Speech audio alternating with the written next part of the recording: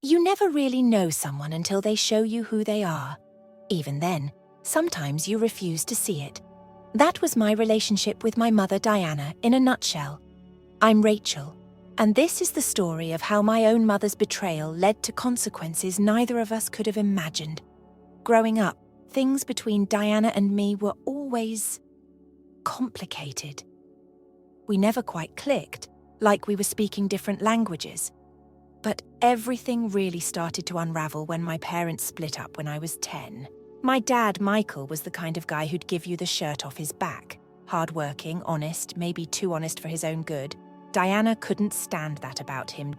You need to ask for that promotion, Michael, she'd snap over dinner. The neighbours just got a new car, and here we are with this old piece of junk. Dad would just sit there, fork suspended mid-air, a tired look in his eyes. He was doing his best. But for Diana, his best was never enough. The fights got worse over time. Diana had expensive tastes and champagne dreams on our beer budget. Eventually, Dad couldn't take it anymore. I remember the night he left. He came to my room, sat on the edge of my bed and tried to explain. Sometimes, kiddo, he said, his voice rough with emotion. Loving someone means knowing when to walk away.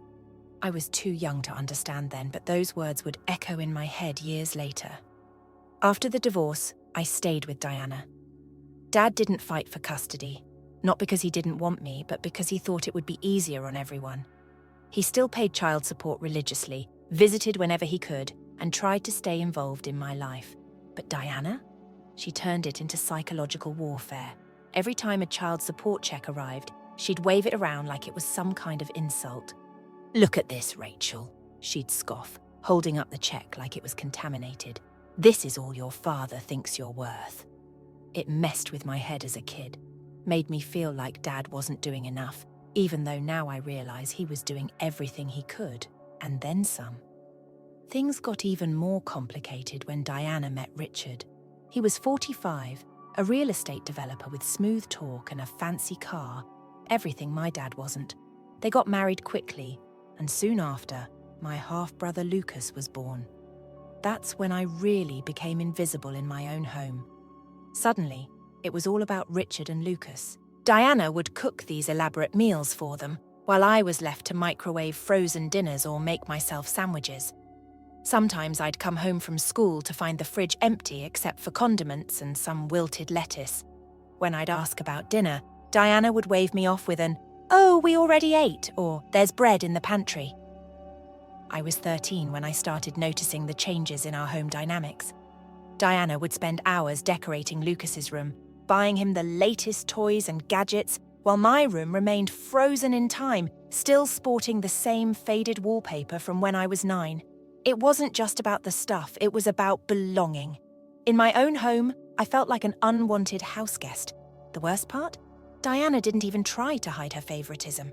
She'd beam with pride at Lucas's finger paintings while my straight A's gathered dust on the fridge. When parent-teacher conferences came around, she'd rush to Lucas's preschool events but consistently forgot about mine. "I learned to stop reminding her, Rachel," she'd say when I tried to show her my report card or a school project. "Can't you see I'm busy with Lucas right now?" There was always an excuse, always a reason why her attention needed to be elsewhere. I became an expert at pretending it didn't hurt. But the real storm was brewing just beneath the surface, and I had no idea that what I was about to discover would change everything. Looking back now, I can see all the signs I missed, all the little clues that something wasn't quite right. But when you're 14 and just trying to survive in a house where you're barely acknowledged, you don't always see what's right in front of you. Little did I know, Diana's perfectly crafted facade was about to crack, and I would be the one to witness it crumbling. Sometimes the truth doesn't set you free. Sometimes it just shows you how trapped you really are. And my truth? It was waiting for me one ordinary Saturday afternoon, ready to shatter whatever was left of my already fragile family life. They say ignorance is bliss. I found out just how true that was on a rainy Saturday in October when I was 14. I wasn't even supposed to be home. I had plans with my best friend Katie to go to the mall, but she got sick at the last minute. So there I was, heading back to the house way earlier than expected. The kind of timing that changes your life forever. The house seemed different when I walked in. Quiet, but not the normal kind of quiet. There was this electricity in the air, like the calm before a storm. I remember standing in the foyer, water dripping from my umbrella when I heard it, laughing coming from upstairs. Not just any laughter, but my mother's laugh. The kind I hadn't heard since before the divorce. The weird thing, Richard was supposed to be at a construction site all day. My heart started pounding as I crept up the stairs. The closer I got to their bedroom, the clearer the sounds became. Another laugh, then a man's voice. Definitely not Richard's. I reached the top of the stairs, my legs feeling like lead. The bedroom door was cracked open, just enough for me to see inside. What I saw next is burned into my memory forever. Diana was there, wrapped in sheets with a man I'd never seen before. He was younger than Richard, probably in his mid-30s, with the kind of looks that belonged in a cologne advertisement. They were tangled together, giggling like teenagers, completely lost in their own world. The worst part wasn't even what they were doing. It was how comfortable they seemed, like this wasn't the first time. I must have made some sort of sound because suddenly Diana's head snapped toward the door. Our eyes met through the crack, and for a split second, everything froze. The laughter died in her throat, her face draining of colour as reality came crashing in. Rachel. She scrambled to cover herself, but her new friend just lay there, smirking like this was all some kind of joke. This isn't... I can explain. But what was there to explain? It was exactly what it looked like. I ran. Down the stairs, out the door, into the rain. I didn't know where I was going. I just knew I had to get away. My mind was racing, trying to process what I'd just seen. Diana, who'd always preached about family values, who'd blamed my dad for everything wrong in our lives, was cheating on Richard. I ended up at the park 3 blocks away, soaked to the bone, sitting on a swing while the rain poured down. My phone kept buzzing. Diana, probably trying to damage control. But I ignored it. How was I supposed to go back there? How was I supposed to face her, knowing what I knew? And Richard, God, Richard. He wasn't perfect, but he didn't deserve this. When I finally went home late that night, Diana was waiting in the kitchen. She looked perfectly put together, like nothing had happened, like she hadn't just blown up our lives a few hours ago. "Rachel, honey," she started, her voice sickly sweet. "About what you saw, don't," I cut her off. "Just, don't quote to dot, you don't understand adult relationships," she continued, like I was some stupid kid who couldn't grasp basic concepts. "Sometimes things are complicated." I looked at her then, really looked at her, and for the first time I saw her clearly. This wasn't about complicated adult relationships. This was about her, about what she wanted. Consequences be damned. "Are you going to tell Richard?" she asked. And there it was, the real reason she was waiting up for me. Not concern for my emotional state, not guilt over what I'd witnessed, just worry about getting caught. "I should," I said, my voice shaking. "He deserves to know." Her face hardened. "You will do no such thing. This is adult business, Rachel. Stay out of it. Or what?" I challenged, feeling brave or stupid or maybe both. She smiled then, but it wasn't a mother's smile. It was cold, calculating. "Or I'll make sure you regret it. Remember who puts a roof over your head, who feeds you, who takes care of you? Takes care of me." I almost laughed. When was the last time she'd actually taken care of me? But I got the message loud and clear. This was a threat. After that night, everything changed. Diana and I barely spoke, which wasn't much different from before, but now the silence had weight to it. She watched me like a hawk, probably worried I'd spill her secret. I started spending more time in my room, coming out only when necessary. The house felt like a prison, and Diana was my warden. I thought about telling Richard countless times. I'd see him playing with Lucas or working late in his home office, and the guilt would eat at me. But Diana's threat hung over my head like a sword. I was 14, with nowhere else to go, and she knew it. The secret sat between us like a time bomb ticking away. I knew it would explode eventually. Secrets like that always do. But I had no idea then that this was just the beginning. That Diana's betrayal would spiral into something much bigger, much worse. Looking back now, I wish I'd been braver. I wish I'd told Richard the truth right away. Maybe it would have changed things. Maybe it would have prevented what came next. But when you're 14 and scared, Sometimes keeping quiet feels like the only option you have. Little did I know my silence would come back to haunt me in ways I could never have imagined. Because Diana? She wasn't done betraying the people in her life, not by a long shot. If I thought discovering Diana's affair was bad, what came next was like watching a train wreck in slow motion.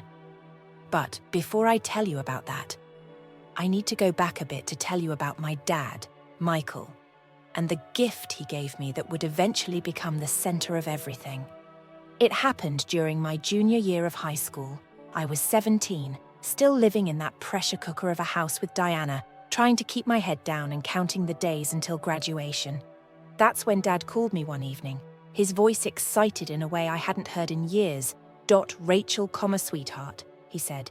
I've been thinking about your future and I want to show you something. The next day, he picked me up in his old Toyota, the same one he'd had since the divorce, and drove me downtown.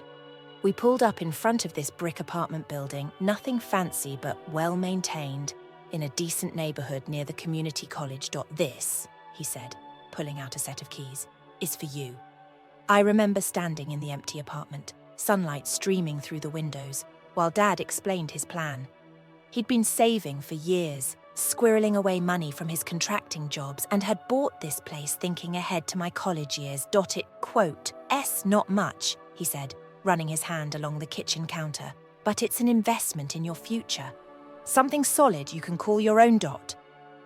There was just one catch. Since I was still underage, Diana's name had to be on the paperwork too.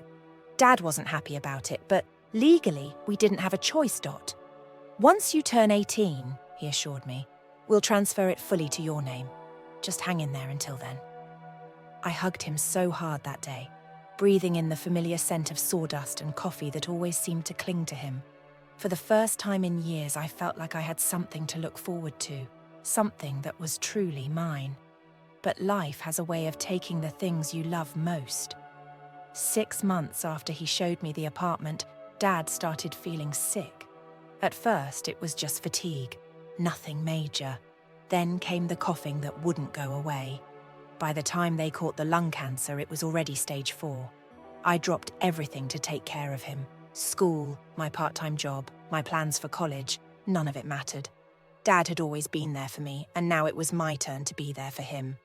The cancer moved fast, aggressive, and merciless. I watched my strong, capable father waste away in a matter of months. Diana didn't visit once. Not that I expected her to. She didn't even ask how he was doing. The only time she mentioned him was to complain about how my obsession with your dying father was affecting my grades. Near the end, when the morphine had him drifting in and out of consciousness, Dad grabbed my hand during a lucid moment. The apartment, he whispered, his voice barely audible, is your anchor, Rachel. Don't let anyone take it from you. I didn't understand then why he felt the need to say that. I should have. After Dad passed, I fell into a deep depression. The apartment became my sanctuary, the one place where I could feel close to him. I started renting it out, using the income to help cover my living expenses since I'd had to quit my job to care for Dad. It wasn't much, but it was something stable in a world that felt like it was constantly shifting under my feet. That's when Diana started showing up again in my life. At first it seemed innocent enough. Phone calls, checking in, asking how I was doing. I was vulnerable, grieving, and part of me wanted to believe she actually cared. That maybe losing Dad had made her realize life was too short for all the games she'd played. I should have known better. The calls started getting longer, more focused on how hard things were for her and Richard, how Lucas was struggling in school and needed tutoring they couldn't afford, how the economy was making it tough to make ends meet. Then came the bomb. Rachel, she said during one call, her voice dripping with fake concern. I've been thinking about your apartment. You're not really using it, and Lucas needs help with his college fund. I felt my stomach drop. What are you saying? Well, since my name is still on the paperwork, I thought maybe we could sell it. Use the money to help your brother get a good education. It's what family does, right? She had the nerve to talk about family after everything she'd done. No, I said firmly. That apartment was Dad's gift to me. It's not for sale. Her sweet tone vanished instantly. Don't be selfish, Rachel. Lucas needs this. You've always had everything handed to you, and now you can't even help your brother. I hung up on her. But I should have known Diana wouldn't take no for an answer. She never did. What I didn't know then was that she was already putting her plan in motion. A plan that would cross lines I never thought even she would cross, and set us on a collision course that would destroy what little was left of our family because of Diana. She wasn't just after my apartment. She was about to commit a crime that would change everything. They say bad news comes in threes. In my case, it came in a single text message from my tenant, Amy. One rainy Tuesday morning, Rachel, what's going on? I just got an eviction notice saying the building's been sold. We have 30 days to move out. I stared at my phone, my coffee growing cold beside me, certain this had to be some kind of mistake. I hadn't sold the apartment. I hadn't even thought about selling it. Something was very, very wrong. My hands were shaking as I called my lawyer, Jessica Chen. She'd helped with all the paperwork after Dad died, and I trusted her completely. Within an hour, she was digging into the property records. Rachel. Her voice was tight when she called back. You need to come to my office. Now. The next hour in Jessica's office felt like being in some twisted, alternate reality. She laid out the documents in front of me. Sale papers, transfer of ownership, everything required to sell a property. And there, at the bottom of each page, was my signature. Except it wasn't my signature. Not really. These were filed 2 weeks ago, Jessica explained, her finger tracing the dates. The sale's already gone through. The money's been transferred. I felt sick. I didn't sign these. I didn't sell the apartment. Jessica nodded grimly. I know. Look at this. She pulled out some of my actual paperwork from her files, comparing the signatures. These were forged, and given that your mother's name was still on the property, the realization hit me like a physical blow. Diana, she had forged my signature to sell the apartment. My apartment. The last gift my father had given me. How? I whispered. How could she do this? Jessica's expression hardened. This isn't just unethical, Rachel, it's criminal. Your mother committed fraud. I sat there trying to process it all. The apartment was gone. Diana had stolen it from me, just like she'd stolen so many other things over the years. But this time was different. This time she'd crossed a line there was no coming back from. When I confronted her, Diana was in her kitchen, calmly making lunch like she hadn't just committed a felony. Oh, Rachel, she said, barely looking up from her sandwich.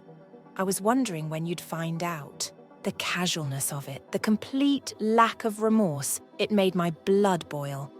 How could you do this? That apartment was mine. She shrugged, actually shrugged, like we were discussing something as trivial as borrowing a sweater without asking. Technically, my name was still on the paperwork, and Lucas needed the money for college. I did what any mother would do. Any mother would commit fraud.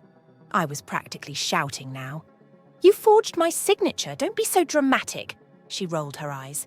It's done now. The money's already been used for Lucas's tuition deposit. You should be happy you could help your brother. I stood there, staring at this woman who was supposed to be my mother, and felt something inside me finally snap. All the years of neglect, of being pushed aside, of watching her favor Lucas while treating me like an unwanted houseguest, it all crystallized into a single clear moment of decision. I quote V already called my lawyer, I said, my voice steady despite the rage coursing through me. What you did was illegal, and you're going to face the consequences. For the first time, I saw a flicker of worry cross her face. You wouldn't dare. We're family. Family.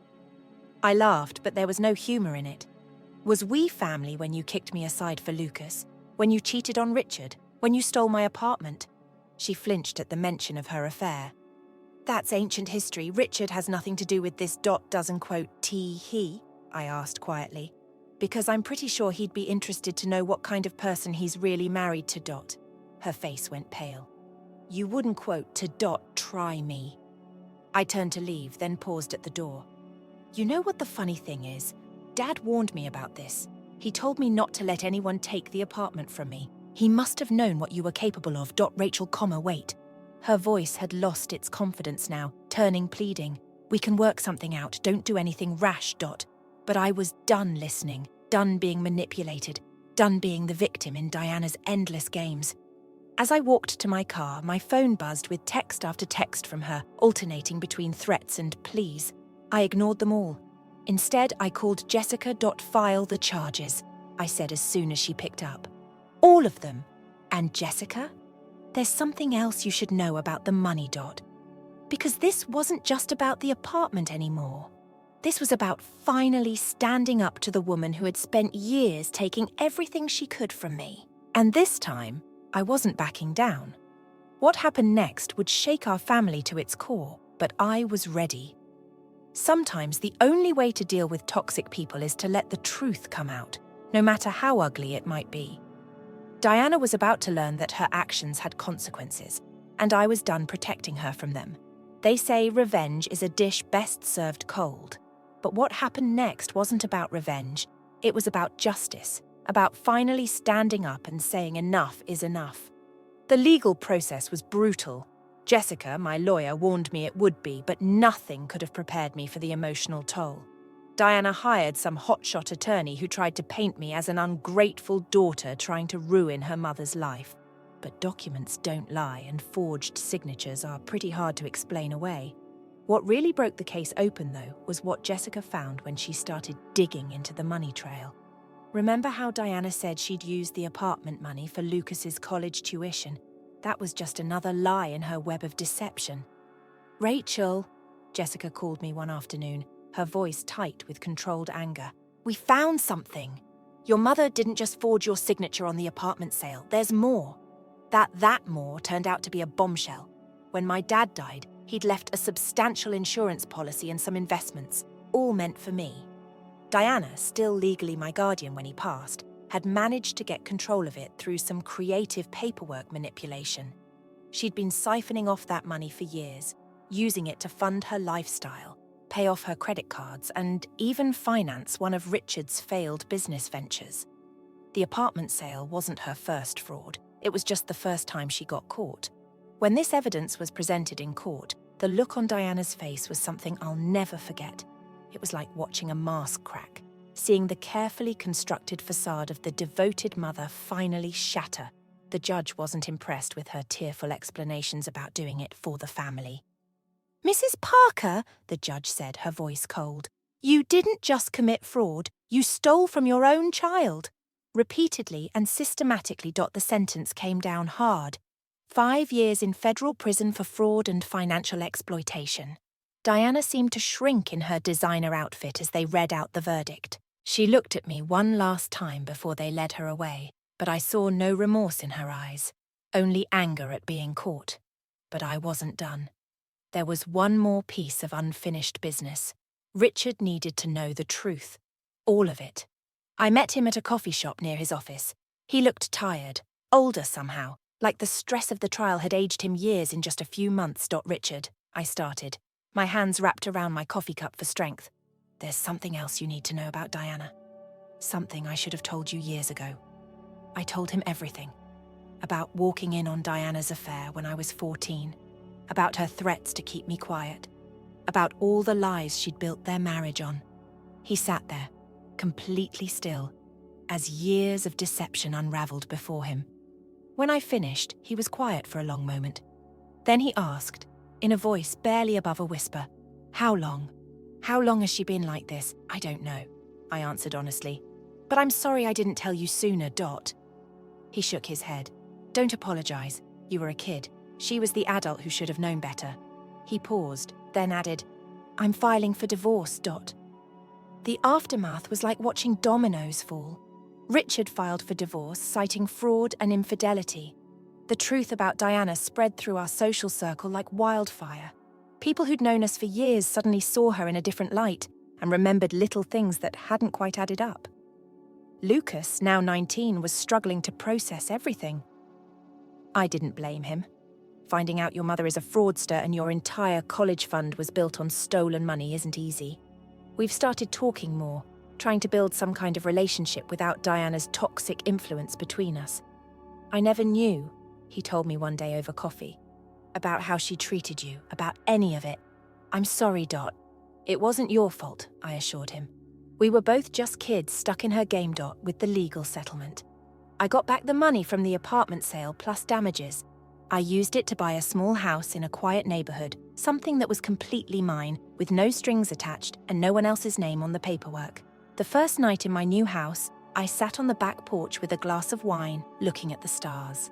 I thought about Dad, about how he'd tried to protect me even after he was gone. I thought about Diana, sitting in her prison cell, probably still believing she did nothing wrong. I thought about Richard and Lucas, both trying to rebuild their lives without her manipulative presence. And I thought about myself, the scared 14-year-old who discovered her mother's affair, the grieving daughter who lost her father too soon, the young woman who finally found the strength to stand up and say no more. Diana will be out of prison eventually. I have no doubt she'll try to contact me to explain away her actions or ask for another chance, but I'm done. Some bridges once burned should stay burned. I keep a photo of Dad on my mantle now, one from before the divorce when his smile still reached his eyes. Sometimes I look at it and wonder what he'd think of everything that's happened. I like to think he'd be proud that I finally stood up for myself and that I didn't let anyone take what was mine. Life isn't perfect now, but it's peaceful. I'm building my own path, creating my own definition of family, one based on trust and love rather than manipulation and lies. Sometimes the family you choose is better than the one you're born into. As for Diana's betrayal, it taught me something important. Sometimes the worst things that happen to us lead us to the best versions of ourselves. I'm no longer the victim in someone else's story. I'm the author of my own. And this chapter? It's finally finished. Story 2. Before the wedding, my fiancé was put to the test by a trap devised by my family. It went horribly wrong. The males in my family were constantly attempting to outdo one another with challenges and pranks, making growing up there feel like being in a comedy sketch. Testing one another was a strange fascination of my dad, uncle, and cousin, and it wasn't something they did occasionally. For them, it was a way of life. And I don't mean entertaining minor dares when I say testing. No, they were full-fledged, almost absurd trials meant to test the limits of what each person could manage. I knew they would be focusing on my fiancé Tim when I brought him into the conversation. My dad and the rest of the team didn't care that Tim is a laid-back, intelligent and kind man who doesn't engage in small-minded rivalry. To marry into the family, a man had to undergo their unofficial initiation. I initially believed it may be all right. Innocent things like a game of chess or a few questions, you know. They did begin modestly, though, if it's possible to schedule consecutive chess games. Tiny. His patience was being tried, I suppose, and watching to see whether he becomes bored or irritated. Since Tim is such a darling, he just agreed, perhaps supposing it to be some odd family activity. He's the type of man who, even if he detested every moment of it, wouldn't moan. But chess wasn't the end of it. Not at all. Not with my folks.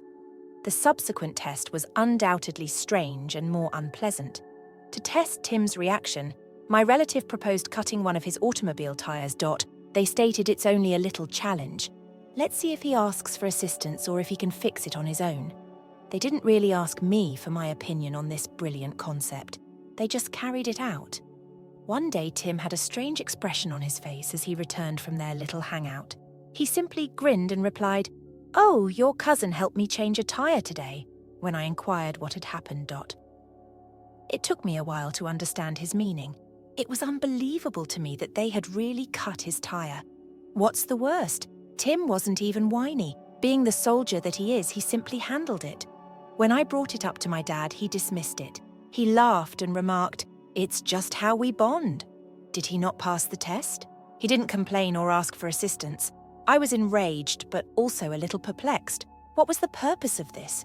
Why did they have to put him through this kind of test? To my cousin, uncle, and father, I thought it was all in good humor. They appeared to be making a special effort to unnerve Tim. They chose to start asking him the most improbable and intimate questions, as if that weren't enough. Would you tell your prospective mother-in-law a joke?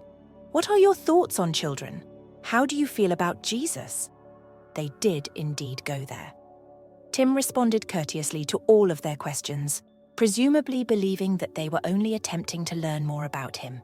However, it was evident to me that they were seeking grounds for condemnation. The fact that they kept bringing up his asthma was the worst. Tim S illness is not severe. He has an inhaler on hand just in case, but nothing too severe. However, this was viewed as a weakness by my family. Every time he brought it up, they would make fun of him, calling him soft or accusing him of making excuses. I implored them to stop so many times that it seemed like I was speaking to a wall. "It's all part of the game, sweetheart," my dad would remark as he waved me away. "The joy is being ruined by you." The fishing expedition came next. My dad and uncle thought it would be a fantastic idea to test Tim's hunting and fishing prowess to see how macho he was. Tim isn't a countryman, though. Hunting and fishing aren't really his strong points because he grew up in the city.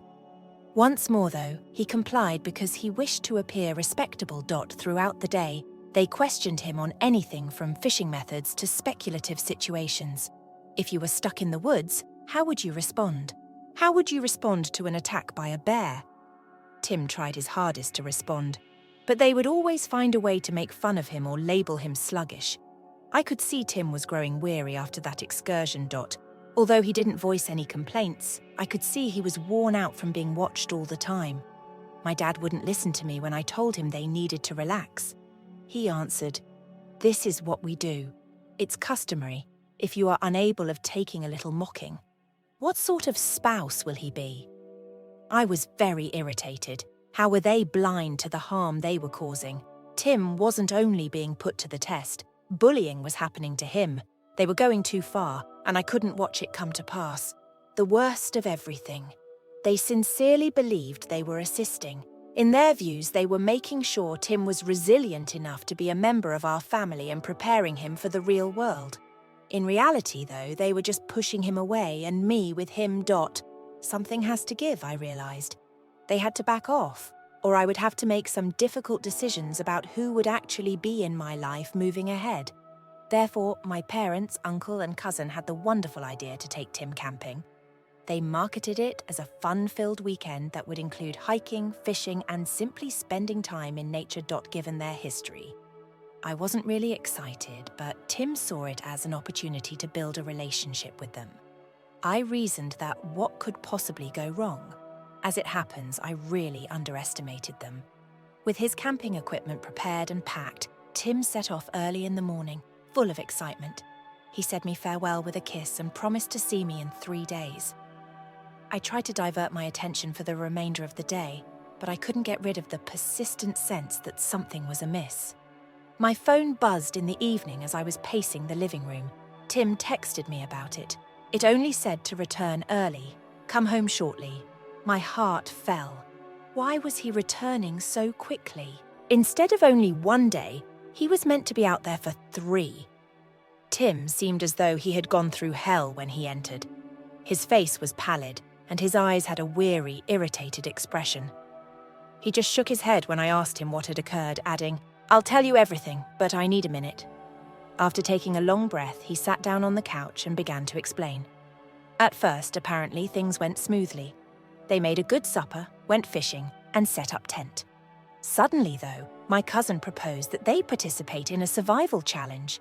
As the good sport that he is, Tim accepted it without fully understanding what he was getting into. The task proved to be a perverse game. They travelled far from the campground, deep in the woods. My dad drew Tim aside after they arrived in the middle of nowhere and gave him a rucksack, telling him it had everything he would need to stay alive that night. They simply left him there after that. What I was hearing was unbelievable. They abandoned him to the woods by himself. Tim's mouth clenched as he nodded. It's hardly the worst part, though. He said that my inhaler was missing when I opened the backpack. I lost it at that point. I couldn't understand how someone could be so unkind. They purposefully concealed his inhaler as they were aware of his asthma. It was more than simply carelessness. It was blatantly risky. Tim continued by describing how he made an effort to maintain his composure since he knew that panicking would just make his breathing worse. He wandered for hours in an attempt to return to the encampment, but his fatigue was growing. When he eventually discovered a track that brought him back to the road, he made the decision to give up and go home. I could tell how rattled he was by the whole affair as he spoke. Tim isn't usually too emotional, but this was an exception. He was deceived. To be honest, I did too. I was furious when he was done. I was shocked that my own relatives would act in such a callous manner. This wasn't only a test or a dumb joke. They had gone too far, and I wasn't willing to overlook it. He simply shook his head when I asked whether he wanted to face them. "I'm finished with them," he said. "I don't have to convince them of anything. I refuse to engage in their games." I became even more irritated at his composure. Of course, not at him, but at my father, uncle, and cousin Dot. To see how Tim would respond, they put him in a risky scenario. Who does that? I was unable to let this go. They need me to inform them of the disaster that their actions had caused. I informed my dad we needed to discuss over the phone the next day. He pretended that it was simply another day and that nothing had occurred. Dot, he laughed when I mentioned the camping excursion. "Oh, that's what Tim told you. Did he not do well? He survived the journey." What I was hearing was unbelievable. Managed to return intact. Now that's your norm. I gave it to him. I informed him that their so-called exam was harsh and careless, and that it seriously jeopardized Tim's health. However, my father dismissed it, stating that Tim needed to become more resilient and that it was all in good humor. Shaking with rage, I hung up. They were indifferent. They were blind to the danger of what they were doing. Furthermore, they showed no concern for Tim's or my pain. This had evolved beyond testing and pranks. Respect was at issue here. Nor did they care about Tim or our bond. Tim simply shrugged when I informed him about the call. He responded, "I didn't expect anything different. However, I did. I thought my family would at least be concerned enough to say they were sorry or acknowledge their mistakes. Rather, they pretended that it was all a farce." I had trouble sleeping that night. I couldn't stop thinking about how we had arrived at this moment. My family was flawed, but I always understood it. This was above my wildest expectations. I had the impression that I was torn between two realities, the life I was creating with Tim and the family I grew up with. And those two universes were colliding in the most worst way conceivable at the moment. I was certain of one thing. I couldn't ignore this any longer. I had to start advocating for Tim and us because something had to change. I was still furious after the disastrous camping excursion. I was astounded by the extent to which my father, uncle, and cousin had advanced their alleged test. Tim, however, remained extremely composed throughout the entire situation. For me, it wasn't that easy, but I suppose he had simply accepted the idea that my family wouldn't change. I couldn't stand by and let them get away with torturing Tim in that way. My dad made the decision to drop by without warning the morning following our contentious phone conversation. He entered with a smile on his face and inquired whether Tim was there, as if nothing had occurred. I had no desire to engage in small conversation. "I really lost it, Dad. Do you really believe you can just arrive here and act as though nothing is wrong?" He seems truly perplexed. "Now what's the issue? Isn't Tim all right? Nothing was harmed? Nothing was harmed." I was shocked to hear that. "You concealed his inhaler in a remote location. What if there had been a problem? Dad, this isn't a game." He sighed deeply and rolled his eyes. "You're exaggerating this situation. Growing up, we've all experienced worse things. It's the way males connect. Well, neither Tim nor I are interested in your perverted definition of bonding." Before you could utter another word, I fired back. Tim entered. As he welcomed my dad, I could sense the strain on his face. I could see Tim wasn't going to back down, but he also didn't want to fight. Tim spoke calmly yet firmly. "I'm not mad. Why you felt the need to do that is beyond me." My father shrugged. "Did you not pass the test? You returned safely. That's what matters." Tim gave a headshake. "There was no need to test me. Your daughter is the reason I'm here, not to show you anything." After that, Dad spoke very little. He simply stared at Tim intently, as if he was attempting to decide whether to press the matter or to ignore it. When he finally left, he simply murmured that he had to go and walked away. Messages from my brother and cousin began to flood my phone. It seems that Dad told everyone about our disagreement, and they were all too quick to add their 2 cents. "Come on," my brother texted. "It was only a joke. You're exaggerating the situation. Tim did a fantastic job." "Yes," he added, my cousin, after proving himself. There, quote, "s no reason to get fired up." I was very irritated. How were they oblivious to the catastrophe this whole situation was? It was more than a joke. It was a conscious effort to test Tim's limits. Additionally, they were handling it as if it were a joke. I turned my attention to Tim and disregarded their texts. I had to let him know that I would always be there for him. I took his hand and sat down beside him. "I apologize," I said quietly. It never occurred to me that they would go this far. Tim smiled slightly at me. "You're not to blame, they are who they are. However, I appreciate you defending us that evening." In the hopes that she might be more sensible, I called my mother. I explained every detail, including the inhaler stunt and tire slashing. She sighed and remarked, "You know how your dad is," which surprised me since I expected she would be appalled. "He's only taking a chance on Tim's health to make sure he's the proper fit for you. That's crazy, Mom." It wasn't right, mind you. "But is all this turmoil really worth it?" she said. "Family is family. You don't want to have a strained relationship with us when you get married. What I was hearing was unbelievable. They weren't precisely denouncing their behavior, but they weren't defending it either. I had the impression that I was speaking to a wall. No matter what I said, it would not change anything. I had a mixture of despair and rage once I hung up. My family should have been encouraging, but instead they were pulling us down. They seemed unable to recognize Tim for who he truly was, a strong, caring, and compassionate individual who didn't require their approval. Things worsened the next day. When my brother arrived at our house, he was prepared to work things out. He jumped right in, accusing me of exaggerating the entire event. His head shook. "You've always been too sensitive. Your father is only watching out for you. Why aren't you able to see that protecting me?" I retaliated by endangering Tim's life by concealing his inhaler. "He would not perish," my sibling sneered. "He's all right. He took care of it," I shouted. "That's not the point. Respect is at issue. Both he and I are not respected by them." My brother's hands went up. "In any case, be angry if that's what you desire. Don't claim, however, that we didn't make an effort to include him in the family." I was infuriated when he stormed out. As usual, Tim made an effort to soothe me, but it wasn't simple. Trying to convince my family that their actions weren't acceptable made me feel like I was losing the battle. I had trouble sleeping that night. Wondering what it would take to reach them, I continued playing over the discussions in my mind. I refused to allow anyone, not even my own family, to treat Tim disrespectfully since he was my top priority. However, it was turning out to be more difficult than I had anticipated to confront them. I knew that things would get worse before they got better, and the aftermath was only getting started. But whatever the case, I was prepared to stand up for Tim and our shared future. I realized I couldn't continue to skirt the problem after everything that transpired. A line in the sand has to be drawn. I was done allowing my family to use Tim as their own punching bag because they had gone too far. They wouldn't have stayed in our lives if they couldn't respect him. It's simple.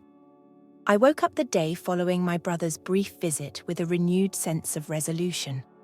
I couldn't continue to argue about the same things over and over again. I have to be really clear about my position. And so be it if that meant severing relations. My dad was the first to go. I told him we needed to chat over the phone. No interruptions or diversions. Only us. He probably thought I was going to back down or apologize when he agreed. I wasn't, spoiler warning. As if it were any other day, he was already enjoying his coffee on the veranda when I arrived at his house. I wasted no time at all. "We need to discuss seriously, Dad." I took a position in front of him. "While I'm not here to debate, I'm also not here to overlook the situation." With obvious amusement, he lifted an eyebrow. "Okay, I'm paying attention."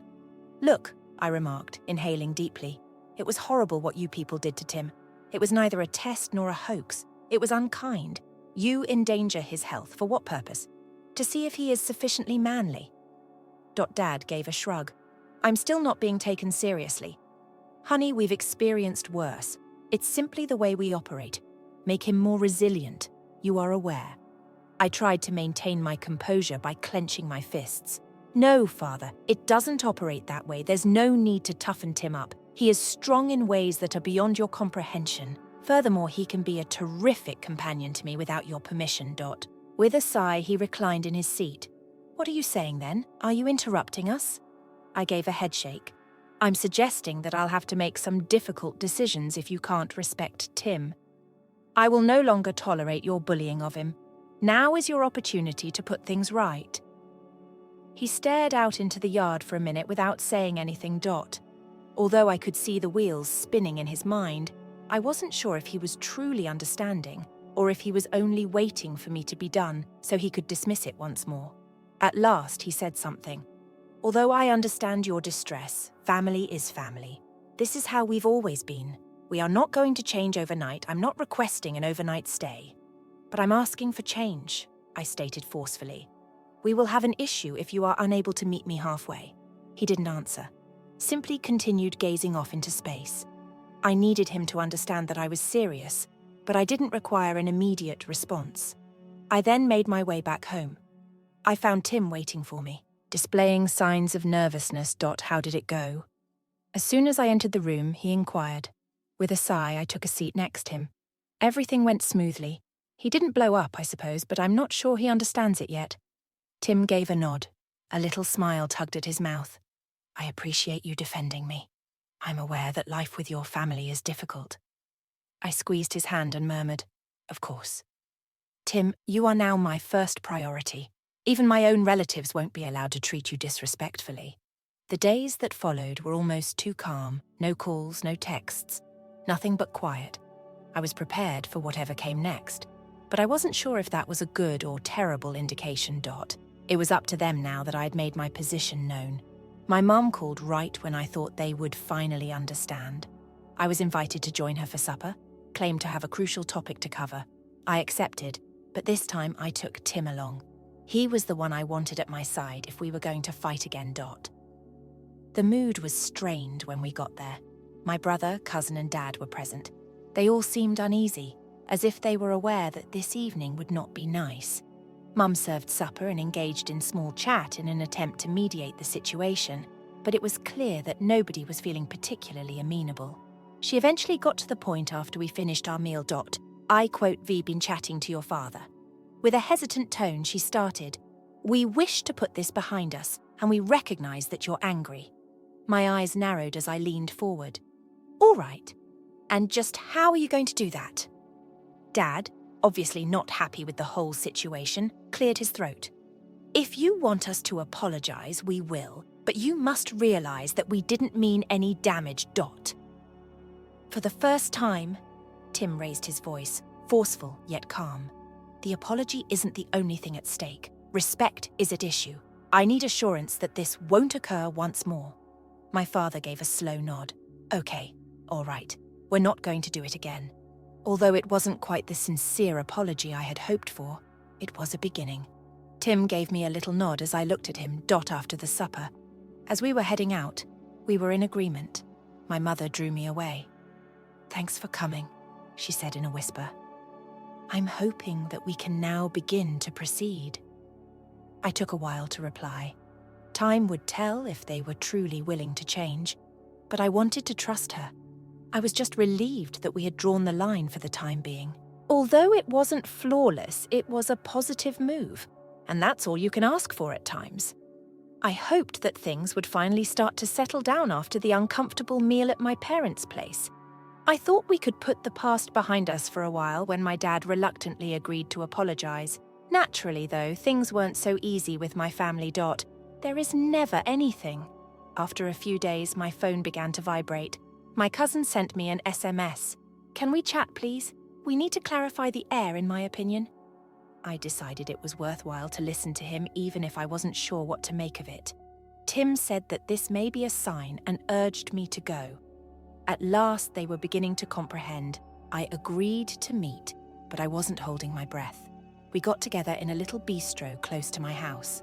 There stood my cousin already, fumbling anxiously with his phone. He got right into it as soon as I sat down. He avoided making eye contact and added, "Look, I know things got out of hand and I'm sorry." I arched an eyebrow uncontrollably. "Do you believe it was excessive to conceal Tim's inhaler?" He let out a sigh. "It was more than that, all right. It was a mess. However, it wasn't intended to be harsh. I suppose we were only attempting to, test him. Take a look at his character. And you didn't believe it may have helped to just talk to him like everyone else?" I fired back. Finally, looking into my eyes, he nodded. Yes, we made a huge mistake. I apologize. I briefly believed that we were moving forward. When he revealed the following detail, I understood why he had actually invited me to meet. However, the entire situation has been extremely difficult for the family. The way things has blown up has made Dad feel awful, as well as your father. He has been claiming that it is causing the family to fall apart. It was there, the journey of guilt. I ought to have anticipated it. My family had a tendency to apologize just enough to give the impression that they were sincere, then turn the blame back on you for harboring resentment. You're telling me to forget about it, so what? With my arms crossed, I inquired. No, he said hastily. I'm simply proposing that perhaps we should all come together and have a genuine conversation.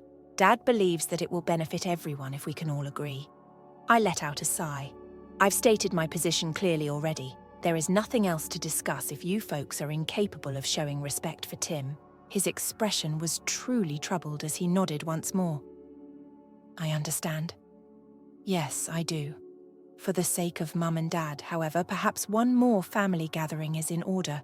They're having a lot of trouble with this. I assured him I would give it some thought, but I really doubted I had the stamina to engage in their deceptive tactics once more.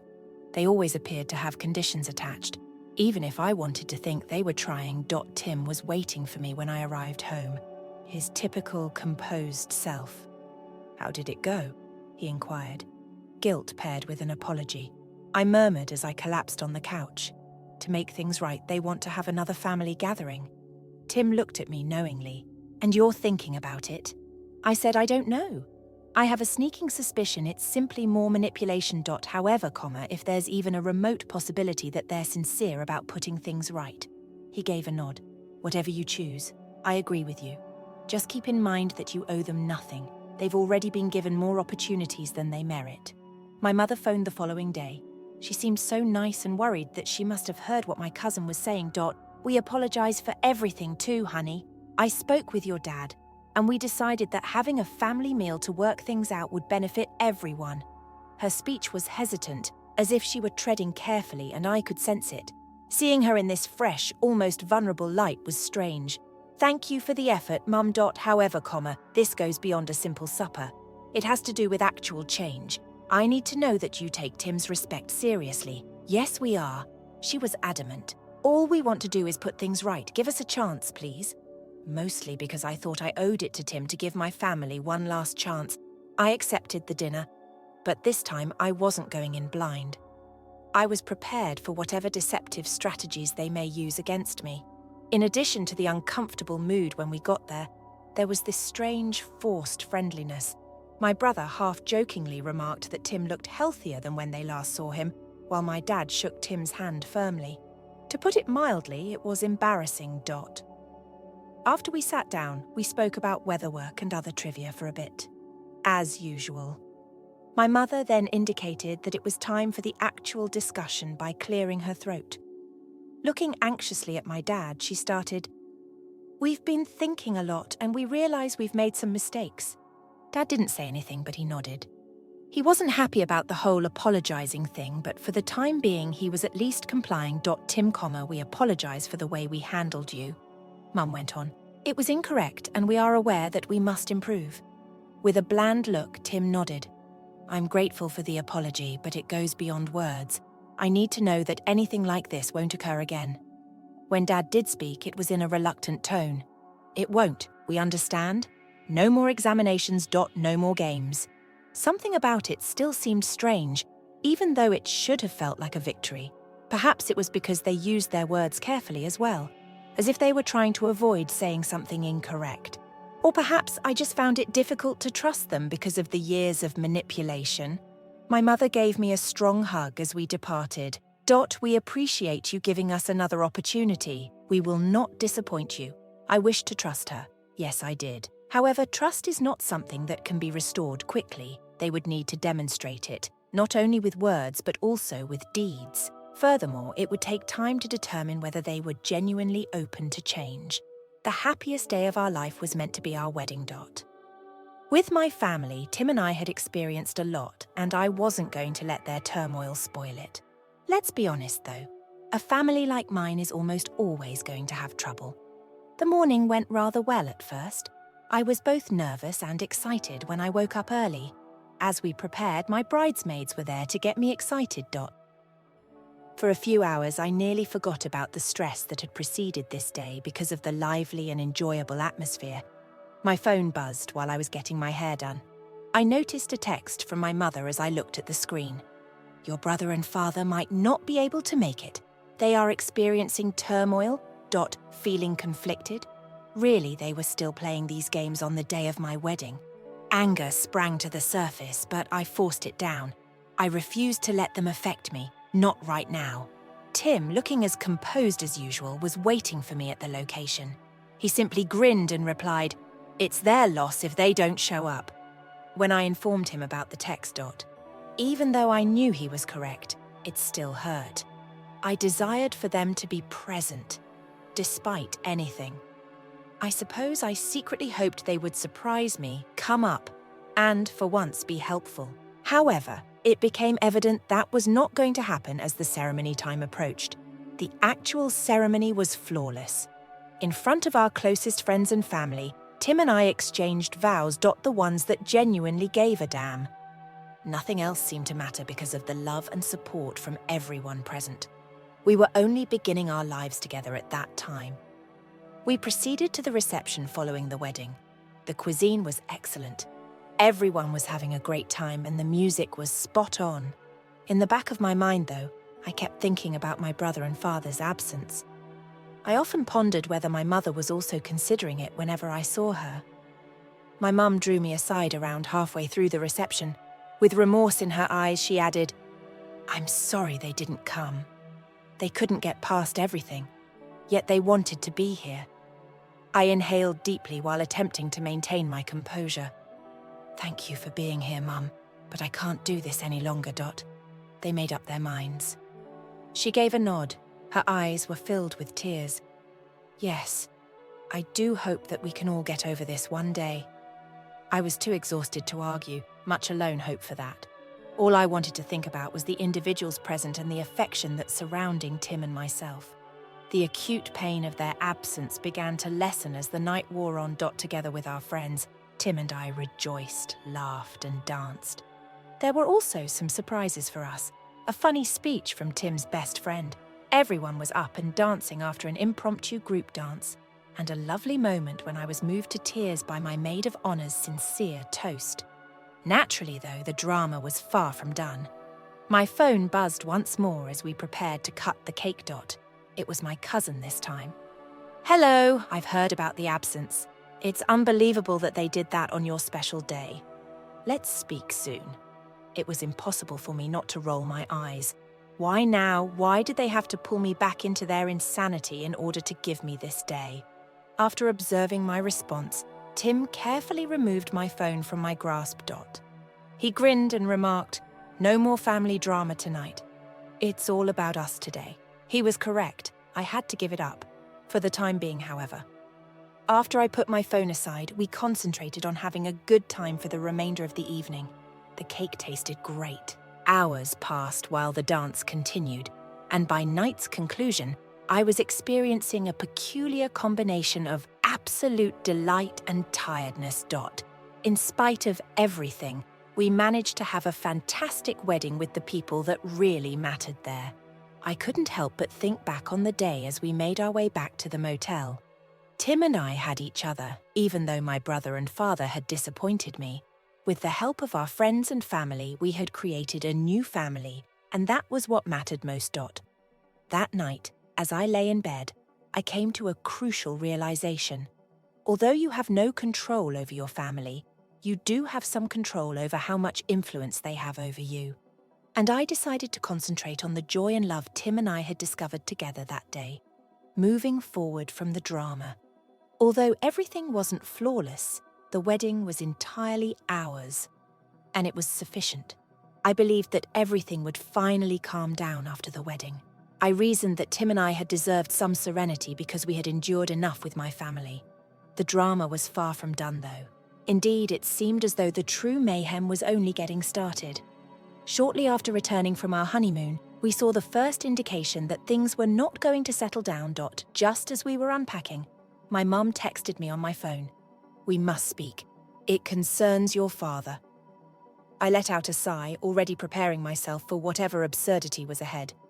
Tim, who is usually the sensible one, advised me to give her another call so we could finish this, so I did. "What's happening on, Mum?" I asked, attempting to seem calm. She sounded anxious. "Ever since the wedding, your dad has been acting strangely. He's upset because you didn't ask him to attend the entire event." I couldn't contain my resentful laughter. He never even appeared.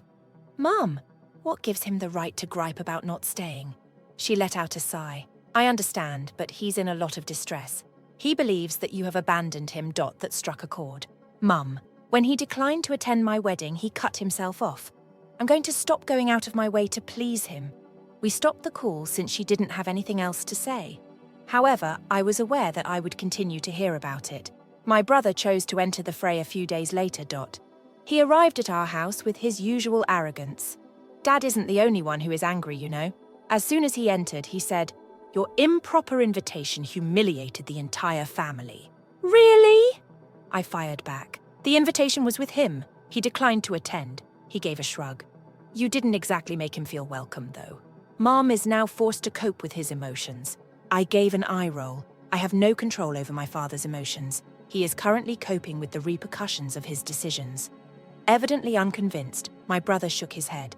"You're being self-centered. Family should come first." "No," Tim said calmly but firmly. "First, respect. Your father showed us no respect. Or our nuptials. We will not continue to pursue him. There wasn't much of a reaction from my brother. He muttered that he had to leave, but I could see that this was not the end of it. As expected, I received another call from my mother a few days later. She sounded more desperate this time. "Your dad says he won't attend any family gatherings if you are present, honey." I said. She said, "He's furious." I rubbed my temples and moaned. "I can't do this much longer, Mum. He is free to behave that way if he so chooses.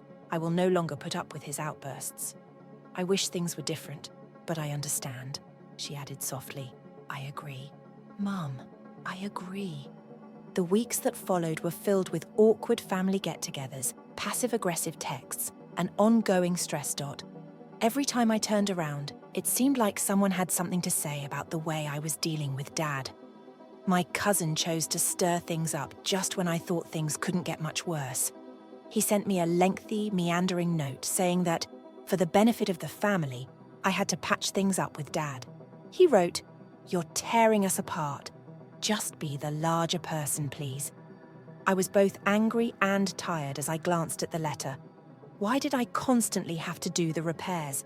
Since I wasn't the one who initiated the drama, why was I supposed to make amends?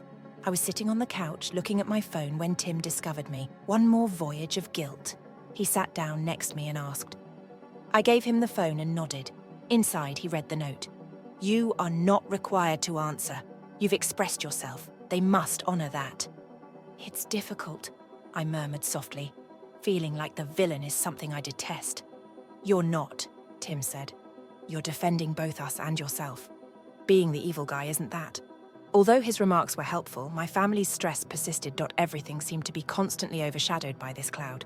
I could sense my mother attempting to skirt the topic whenever I spoke to her in the hopes that I would suddenly change my mind. Tim sat me down one evening following another really annoying phone conversation with her. "We have to establish some limits," he remarked. "We are both impacted by this, and it is unfair to you. For the following hour, we discussed what we needed from my family and from each other. Although it wasn't simple, I felt a little lighter after finishing. We made the decision to keep our distance from my brother and father until they could truly appreciate us. I laid everything out in a message to my mother the next morning. I informed her that although Tim and I loved her, the ongoing turmoil was too much for us to handle. We needed time to ourselves, and we refused to talk to my brother or dad until they were prepared to engage in meaningful dialogue. She gave an unexpectedly sympathetic reaction. "I understand," she wrote. "I'm with you, yet I wish things were different." Although it wasn't a perfect answer, it was a beginning. and for the first time in weeks I had the hope that we would begin to get well.